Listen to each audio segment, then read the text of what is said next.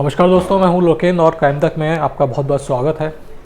आज किसी वारदात की बात नहीं, लेकिन ऐसी बहुत सारी वारदात जो लोगों के सामने लोगों के साथ हो चुकी हैं। पर्टिकुलर किसी वारदात की बात नहीं करेंगे।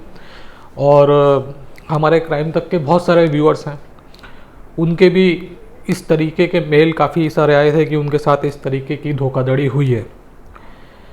तो बाकी लोगों को आगाह करने के लिए कि वो इस तरीके के झांसे में ना आए, तो उस ठगी की वारदात के बारे में आज हम लोग बात करेंगे। सामान बेचना, सामान खरीदना, आप जानते हैं OLX पे करते हैं, क्विकर पे करते हैं। अब इसी सामान बेचने और ख़रीदने के नाम पर लोगों ने अपना ठगी का धंधा ऑनलाइन फैला लिया है। कभी कार बेचने के नाम पे, कभी मोबाइल बेचने के नाम पे, कभी स्कूटी बेचने के नाम पर, कभी टीवी बेचने के नाम पर, कभी सोफ़ा सेट बेचने के नाम पर, यानी जो भी हो, कुछ भी आइटम बेचने के नाम पर OLX पे कुछ ऐसे लोग ऑपरेट कर रहे हैं जो भोले भाले लोग, जो इस तरीके की ठगी की वारदात से इत्तेफाक नहीं रखते या उनको पता नहीं है, उनकी मासूमियत का या उनका जो कहा जाना चाहिए कि जो नॉलेज नहीं है उनको इस तरीके की साइट्स पे किस तरीके से पूरे डीलिंग की जाती है कि कब पैसा देना है और कब पैसा नहीं देना, किस तरीके से जो भी आप सामान खरीद रहे हो उसको किस तरीके से आपको चेक करना है कि कहीं चोरी का तो नहीं है। तो ऐसे में बहुत सारे जो लोग होते हैं वो झांसे में आ जाते हैं, और वो झांसे में आ जाते हैं तो उनको न केवल अपना मेहनत का पैसा, गाड़ी कमाई का पैसा गंवाना पड़ता है, बल्कि कभी कभार तो ये मुसीबत तक हो जाती है कि उनको पुलिस थाने के चक्कर तक लगाने पड़ते हैं।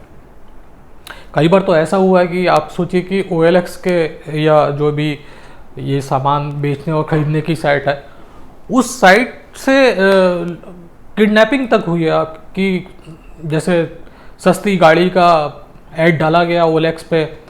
अब रिसेंटली पिछले साल की बात है, फरीदाबाद में एक शख्स जो बिहार से या झारखंड से आया था, उसने OLX पे एक ऐड देखा था जिसमें एक गाड़ी थी, वो बहुत ही सस्ते दामों में बेची जा रही थी। मान लीजिए कि करीबन 5 लाख की गाड़ी है तो कोई 80,000 में उसको बेच रहा था। मॉडल भी बिल्कुल नया था, कार की फ़ोटो डाली थी तो कार चमचमा रही थी।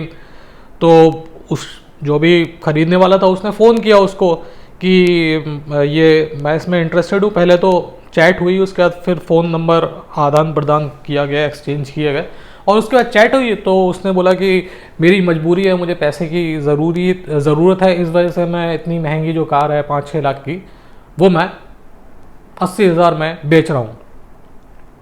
अब जो शख्स जो था वो झारखंड से फरीदाबाद आया, और फरीदाबाद में जो कार बेचने वाला था, तथाकथित तौर पे बेचने वाला जो था, उसने उसको सुनसान जगह पर बुलाया, उस आदमी को जो कार खरीदने वाला था, और वहाँ पर वो कार भी मौजूद थी, लेकिन वो उस तरीके की कार नहीं थी जो इश्तिहार में दिखाई गई थी, जो OLX पे डाली गई थी।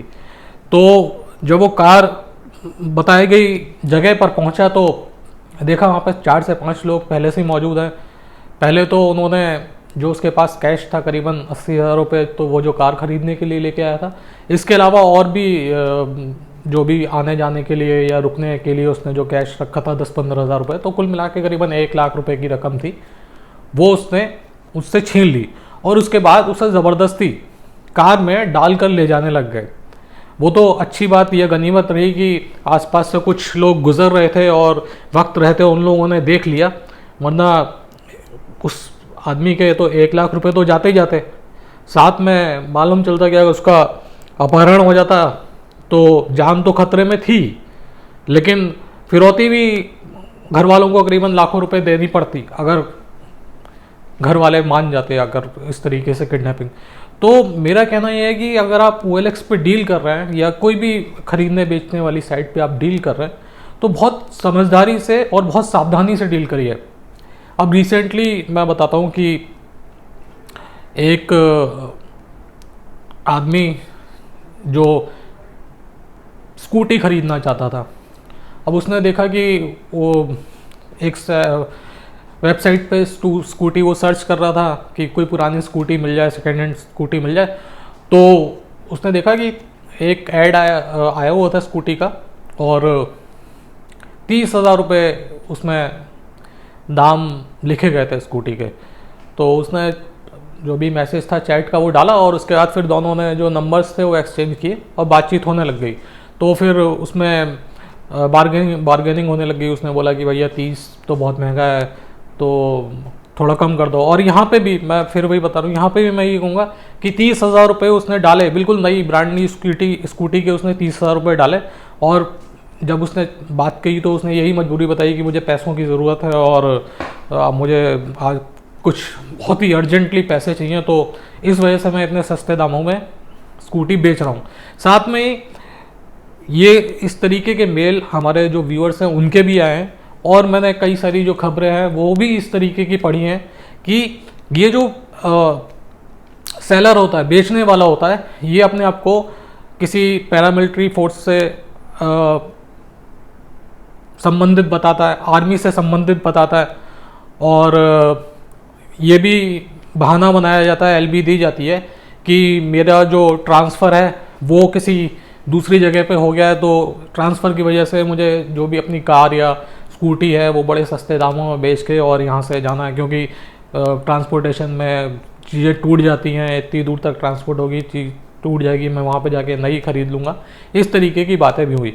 तो यहाँ पे भी उसने बताया कि मैं पैरामिलिट्री फोर्स में काम करता हूँ और मुझे अर्जेंटली ये बेचनी है क्योंकि मेरा ट्रांसफ़र हो गया है। और उसने अपने बाकायदा उसने जो अपना आईडी कार्ड था वो चैट पे भेजा, व्हाट्सएप पे भेजा। साथ में ही उसने जो आईडी कार्ड के अलावा जो आधार कार्ड था वो भी भेजा, उसने अपना पैन कार्ड था वो भी भेजा, सारी चीज़ें भेजी, और सारी चीज़ें एक ही शख्स के नाम पे थी। तो जो सामने खरीदने वाला था उसको भी लगा कि शायद हो ना हो इसका जो वास्ता है वो फौज से हो सकता है। तो उसने उसको बोला कि आप मेरे को 15,000 रुपये एडवांस दे दीजिए, और उसके बाद जो बाकी की भी जो रकम है 10-12 हज़ार रुपये की, वो जो आप डिलीवरी लेने आएंगे तब दे दीजिएगा। तो ये जो आदमी था खरीदने वाला, इसने उसको 15,000 रुपये उसके बताए गए खाते में डाल दिए। उसने 15,000 रुपये डाले। अब उसके बाद उसके लगातार फिर से मैसेज आने लग गए कि आप सारे पैसे डाल दीजिए और कल डिलीवरी ले लीजिए, मैं वहाँ पे मिल जाऊँगा आपको।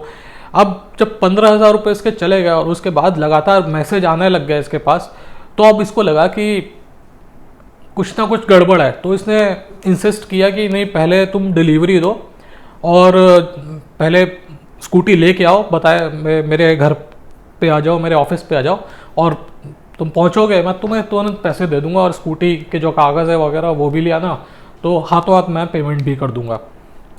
तो जब उसने ये वाली बात बोली, जो 15,000 रुपये दे चुका है पहले से ही, तो जो बेचने वाला था वो अचानक गायब हो गया। अब ना उसका जो चैट थी वो एक्टिवेट थी, ना उसका जो नंबर था वो चालू था। तो अब क्या करे इंसान? अब वही है कि एक बार 15,000 रुपये का चूना लग गया, अब आप पुलिस में जाओगे, पुलिस में भी ये होता है कि 15,000 के लिए पुलिस वाले भी बहुत ज़्यादा इंटरेस्ट नहीं लेते, रिपोर्ट दर्ज करते नहीं है। फिर आप 4, 5, 6, 7 थाने के चक्कर लगा लोगे, उसके बाद फिर आप कहोगे अरे 15,000 रुपये जाना है तो चले जाएं, क्या फ़र्क पड़ता है, कम से कम ये रोज़ के थाने के चक्करों से तो बच जाएंगे।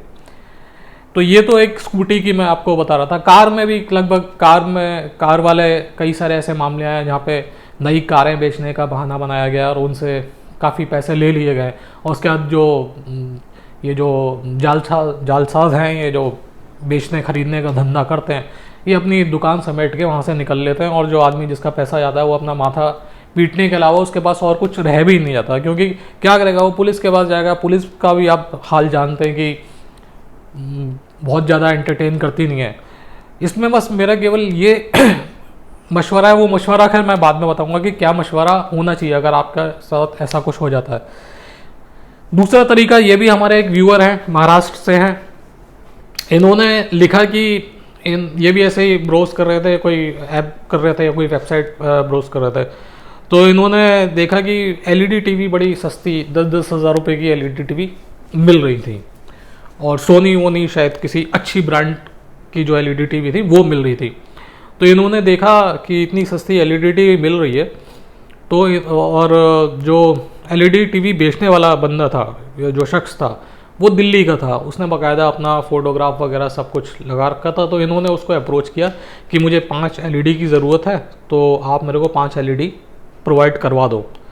तो उसने बोला कि मैं आपको प्रोवाइड ज़रूर करवा दूंगा, लेकिन मुझे एडवांस कुछ आपको देना पड़ेगा ताकि मैं बुकिंग कर लूँ। तो एडवांस बुकिंग के नाम पे उसने, बंदे ने, ये जो महाराष्ट्र के हमारे व्यूअर हैं, इनसे 50,000 रुपये ले लिए। अब 50,000 रुपये लेने के बाद वो आजकल आजकल आजकल आजकल आजकल करता रहा। और इनका कहना ये है कि वो आज भी अगर मैं उसे फ़ोन करता हूँ तो फ़ोन उठाता है, लेकिन वो कहता है कि इन बातों को, वो बातों को इस तरीके से घुमा देता है कि फिर मैं भूल जाता हूँ कि मैंने किस लिए फ़ोन किया था। तो ऐसे भी बहुत सारे लोग हैं जो टीवी के नाम पे ठगे गए। तो मेरा कहना ये है कि आप, कोई भी शख्स हो, आप थोड़ा खुद अपना जो माइंड है उसको अप्लाई करिए कि आपको कोई भी आदमी किसी भी चीज़ को इतनी सस्ती क्यों देगा। अगर किसी की चीज़ की कीमत मान लीजिए कि 10,000 रुपये है, तो वो आदमी आपको 2,000 में क्यों देगा? उसका ऐसा क्या फ़ायदा हो रहा है कि वो 8,000 रुपये का नुकसान अपना करवाएगा? तो ये जितनी भी डीलिंग्स हैं इस तरीके के ऐप्स पे या वेबसाइट्स पे, इनको बहुत सोच समझ के करना चाहिए, बहुत ज़्यादा समझना चाहिए। आपको जितना स्क्रूटनाइज करना पड़े उसको आप इतना उसकी तह में जाइए। मान लीजिए कि अगर आप स्कूटी का ही है, स्कूटी में सबसे पहली बात तो आप कोई भी पैसे एडवांस मांगे उसको एडवांस पैसे ही नहीं देने चाहिए, जब तक कि आप, सबसे पहले आपको बोलना चाहिए कि भाई गाड़ी लेके आओ, मैं देखूंगा गाड़ी के पेपर्स चेक करवाऊंगा, कहीं चोरी की तो नहीं है, सारी फॉर्मेलिटीज़ करवाऊंगा, आरटीओ में जाके देखूंगा, पुलिस स्टेशन, पुलिस की जो वेबसाइट होता है उसमें चोरी के वाहनों की लिस्ट दी गई होती है, उससे नंबर मिलाऊंगा, जो चेसिस और इंजन नंबर है उसमें कोई छेड़छाड़ तो नहीं की गई वो देखूंगा मैं। तो ये सारी चीज़ें आपको करनी पड़ेंगी अगर आपको ठगी का शिकार होने से बचना है, तो ये सारी चीज़ें करनी पड़ेंगी। अब देखिए तीसरा तरीका बड़ा ये नायाब है, ये और नया भी है, इसके पहले मैंने नहीं सुना। तीसरा क्या है, ये भी महाराष्ट्र के एक हमारे व्यूअर हैं, इनका मेल आया था, तो उसमें उन्होंने जिक्र किया था कि किस तरीके से मेरे साथ ठगी की कोशिश की जा रही है। उन्होंने अपना पूरा लिखा था। इन्होंने बताया कि जब लॉकडाउन हुआ, ये कोई कंप्यूटर सेंटर चलाते हैं महाराष्ट्र के किसी, शायद परभनी, जहाँ तक मुझे याद आ रहा है परभनी से मेल आया था कि ये कोई कोचिंग सेंटर चलाते थे, कंप्यूटर सेंटर चलाते थे वहाँ पर, और लॉकडाउन की वजह से इनका जो कंप्यूटर सेंटर था वो बंद हो गया। अब जाहिर सी कंप्यूटर सेंटर बंद हो गया तो आमदनी भी बंद हो गई। अब इनको लगा कि घर पे बैठा हुआ कुछ ना कुछ पैसा वैसा कमाना चाहिए, तो इन्होंने जाके गूगल किया कि वर्क फ्रॉम होम, इस तरीके से इन्होंने गूगल किया। तो वो जो गूगल के सर्च में, और इन्होंने अपना शायद एड्रेस वेड्रेस भी डाला था कि I belong to this place from Maharashtra ऐसे करके। तो जब इन्होंने गूगल किया तो गूगल ने उनको एक दूसरी साइट पे डायरेक्ट कर दिया, और ये शायद क्विकर की साइट थी, वहाँ पे पहुँच गए। और वहाँ पे इन्हें एक लिंक मिला, उसके बाद फिर लिंक मिला, उसमें ये लोग लिंक में चले गए। उसके बाद इन्होंने जो लिंक वाला था उसके मैसेज इनके पास आने लग गए कि हमारे पास काम है और आपको 700 फॉर्म्स जो हैं वो भरने पड़ेंगे, और जो 700 फॉर्म्स हैं उसमें पर फॉर्म हम आपको 20,000 रुपये देंगे, और इसके हिसाब से करीबन 14,000 रुपये होते हैं। लेकिन उसमें ये कंडीशन थी कि अगर 700 फॉर्म्स में से अगर 630 फॉर्म आपने सही भरे तो ही आपको पैसे मिलेंगे, और अगर आपने एक भी फॉर्म गलत भरा 630 में से तो आपको पैसे नहीं मिलेंगे, एक भी पैसा नहीं मिलेगा। तो इनको बड़ा अजीब लगा कि यार ये क्या मामला है कि पैसे नहीं मिलेंगे, 630 में से एक गलत हो जाएगा। तो इन्होंने फिर उसको रेस्पॉन्स करना बंद कर दिया। अब रेस्पॉन्स करना बंद कर दिया तो उसके करीबन 4-5-6 दिन बाद इनके पास एक फ़ोन आया गुजरात से, और फ़ोन करने वाले ने बताया कि ऐसे ऐसे मैं वकील बोल रहा हूँ गुजरात से, और आपके नाम जो कोर्ट वारंट शायद, हाँ, कि आपके नाम पे मैं वारंट इशू करवाऊँगा। तो इन्होंने पूछा कि भैया मैंने क्या कर दिया कि मेरे नाम पे आप वारंट इशू करवाने वाले हैं? तो उधर से वकील का कहना यह था कि आपने कॉन्ट्रैक्ट किया था। इनका ये कहना था कि उसने जो कुछ जो साइट दी थी उसमें कुछ फॉर्म्स वगैरह भरने थे, वो मैंने फॉर्म्स भरे थे और अपना आधार कार्ड जो था वो भी उसमें लिंक विंक किया था, ये इनका कहना है। तो इन्होंने बोला कि मैंने फॉर्म तो भरा था लेकिन मुझे पसंद नहीं आया, इस वजह से मैंने आगे कोई बात ही नहीं करी। तो उसका कहना है कि नहीं, अब अगर आपने फॉर्म भर दिया है, आपने आपके साथ एक कॉन्ट्रैक्ट हो गया था और आप वन साइडेड जो कॉन्ट्रैक्ट अगर आप तोड़ रहे हो तो आपको पैसे देने पड़ेंगे। तो उसने पूछा कितने पैसे देने पड़ेंगे, तो उसे बताया कि अगर आपको कोर्ट वारंट से बचना है और गिरफ्तारी से बचना है तो आपको 1,20,000 रुपये देने पड़ेंगे। क्योंकि साल भर का कॉन्ट्रैक्ट हो गया था, तो साल भर का कॉन्ट्रैक्ट हमने तोड़ा तो हमारी कंपनी को बहुत ज़्यादा नुकसान हो गया इससे, इसलिए 1,20,000 रुपये आपको देने पड़ेंगे। इनका मेल आया, मैंने खुद रिप्लाई किया, मैंने कहा कि ऐसा उसको बोलो कि आप लीगल नोटिस भेज दो। क्योंकि ज़्यादातर यही होता है कि इस तरीके के जो जालसाज होते हैं, जो चीटर्स होते हैं, वो इस तरीके से जो मालूम चला कि जैसे इनके पास फ़ोन आ गया तो जो शरीफ लोग होते हैं वो तो घबरा जाते हैं। उसके बाद हाँ, इन्होंने अपने एक जो भाई हैं उनसे भी पूछा कि मेरे पास ऐसे ऐसे एक ये सारी चीज़ें हुई हैं। तो उस भाई ने बोला कि मेरे साथ भी ऐसा ही हुआ था। तो उसने पूछा कि क्या हुआ फिर, तो उन्होंने बोला कि मैंने तो 3,500 रुपये फिर उन्होंने मांगे तो मैंने 3,500 रुपये दे के अपना जो गला है वो छुड़ाया। लेकिन मैं वही बता रहा हूँ कि इस तरीके के जो चीटर्स होते हैं वो धमकाते भी हैं कि वारंट इशू हो जाएगा, थाने से पुलिस आ रही है और आपने कॉन्ट्रैक्ट तोड़ दिया। तो इस तरीके के जो फ्रॉड जो फैले हुए हैं ऐसी साइट्स पे, तो इनसे बच के रहना चाहिए। और जो मैं एक तरीके से सलाह आपको देने वाला था कि अगर आपके साथ इस तरीके की ठगी हो जाती है तो आपको क्या करना चाहिए, मुझे लगता है कि आपको ऐसे और लोगों को ढूंढना चाहिए जिनके साथ सेम मॉडस ऑपरेंडी से ठगी हुई हो, या फिर आपको कोशिश करनी चाहिए कि अगर जिस फ़ोन से जिस नंबर से आपके साथ ठगी हुई है वो अगर एक्टिवेट हो तो उसको ट्रैप करने की कोशिश करनी चाहिए। लेकिन यहाँ पे मैं आपको बताऊँ कि यहाँ पे थोड़ा मुश्किल होगा ट्रैप करना, क्योंकि जैसे आप दिल्ली जैसे कोई महाराष्ट्र में बैठा हुआ है तो यहाँ पे जो लोग ऑपरेट कर रहे हैं वो हम लोगों ने जैसे बताया था कि झारखंड का जो जामताड़ा कि वो वहाँ से ऑपरेट कर रहा हूँ। दिल्ली में भी बहुत सारे गैंग्स हैं, वो लोग भी इस तरीके से ऑपरेट करते हैं।